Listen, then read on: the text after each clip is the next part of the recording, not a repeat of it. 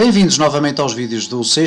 Nesta série de vídeos vamos agora começar por focar alguns detalhes acerca de debugging, isto é, o método a partir do qual nós podemos apanhar erros ou controlar erros no nosso código. E isto pode ser feito genericamente de duas formas ou de três formas, enfim, de várias formas. Normalmente o nosso IDE, isto é, o nosso Integrated Development Environment, que é o espaço onde nós desenvolvemos o nosso código, contém um conjunto de ferramentas que nos permitem imediatamente detectar erros no nosso código. Eu vou dar um exemplo, por exemplo, e que já foi visto noutros vídeos, quando nós definimos uma variável, por exemplo, int valor é igual a qualquer coisa assim, é evidente que há aqui um erro que é automaticamente despoltado, uma vez que eu estou a tentar atribuir um valor string a uma variável do tipo inteira. E por isso mesmo, se eu colocar aqui o cursor, imediatamente há aqui uma mensagem de erro que diz cannot implicitly convert type string to int. E portanto, este é um mecanismo que o próprio C#, o ambiente de desenvolvimento, me oferece para eu poder controlar a introdução do meu código. É evidente que eu aqui posso colocar valor 100 e é válido. Na linha seguinte vou colocar label resultado.text é igual a valor. Ora, o que acontece neste caso também, surge um erro, cá está, do mesmo tipo, ele continua a informar-me que cannot implicitly convert type int to string, uma vez que o label apenas está preparado para apresentar valores do estilo string, então aqui tenho que fazer um cast, colocar este método toString, que automaticamente faz a transformação de valor inteiro para uma variável do tipo string. E não tenho erros, e portanto se eu executar, quando clico aqui, se eu executar o meu código, e se clicar na tecla executar, o valor 100 aparece. Reparem que, e agora é o que interessa para o nosso vídeo, reparem que quando eu coloco aqui o cursor, ele diz Start Debugging, ou F5.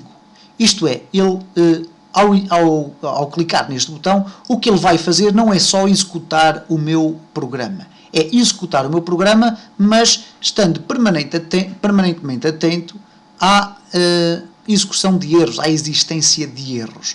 E, portanto, existe aqui no menu do programa de desenvolvimento, existe aqui um menu designado por Debug. E se nós clicarmos nele, existe a opção de fazer o Start Debugging, isto é, iniciar o meu programa, mas obrigando a que o sistema esteja permanentemente atento à existência ou não de erros no meu código, ou então Start Without Debugging, isto é, executar o programa independentemente dele ter ou não ter erros. E nós vamos tentar criar aqui uma situação em que existe um erro deliberado para vermos qual é o comportamento do programa.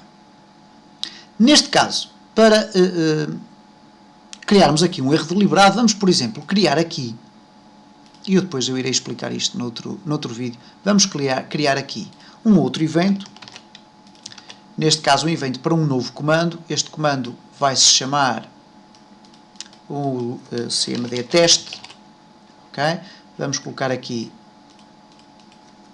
a palavra teste, e quando eu faço um duplo clique, automaticamente o IDE vai-me criar o evento clique para este comando. Ora, até aqui tudo certo. Acontece agora um detalhe. Imaginem que se eu agora apagar este código. O que vai acontecer, vamos tentar executar isto no modo de debugging, ele vai-me apresentar um erro. E diz, atenção, existem erros no nosso programa. Você deseja continuar ainda assim a executar? Eu vou-lhe dizer que sim. E o programa é executado normalmente. Mas reparem que não aparece o meu botão. Isto porquê?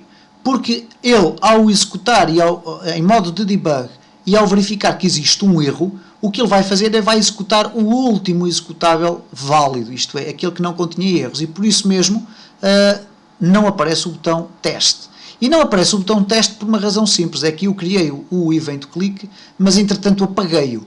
Ora, agora reparem o seguinte, se eu voltar a fazer um duplo clique, ele volta novamente a recriar o evento clique.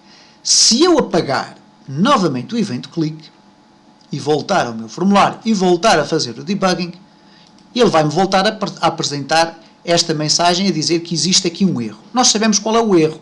É que nós criámos um evento clique para o teste, mas depois, entretanto, apagámo-lo. Há ali alguma referência que ficou perdida no meio do nosso código que diz que existe um evento clique para teste, mas na realidade ele não existe porque nós o apagámos manualmente. Ora, se nós carregarmos agora em No, o que vai surgir automaticamente é o seguinte: o IDE vai apresentar um quadro onde nos são listados os erros que foram detectados no nosso programa. E esses erros, para além de estarem numerados e terem aqui um sinal bastante apelativo indicando que há ali um erro grave, atenção que este sinal pode ter um aspecto diferente, que é o de um aviso, isto é, um ponto de exclamação, e nesse caso não se trata de um erro, mas sim daquilo que se chama um warning, não é? Mas dizia eu então que ele tem então, o número do erro, isto para nós sabermos quantos erros é que existem, tem uma descrição do erro, tem depois a informação em que ficheiro é que esse erro está a ocorrer, em que linha e em que coluna esse ficheiro está a ocorrer e qual é o projeto a que ele pertence, uma vez que nós podemos ter vários projetos dentro da mesma solução. Ora, o que acontece aqui é uma coisa interessante, que é o seguinte, se eu fizer um duplo clique sobre esta mensagem de erro, automaticamente o IDE vai-me transportar para o erro que está a ser despoltado. E neste caso, reparem que ele abriu automaticamente o form 1.designer.cs. E num dos vídeos anteriores eu tive a ocasião de dizer que raramente nós temos necessidade de vir aqui alterar qualquer coisa neste ficheiro, porque ele é automaticamente criado e gerido pelo próprio IDE. Ora, neste caso concreto, eu não sei se trata propriamente de um bug, eu presumo que não, mas neste caso concreto o que acontece é que nós eliminamos o evento clique do botão teste, mas essa informação não foi atualizada convenientemente aqui.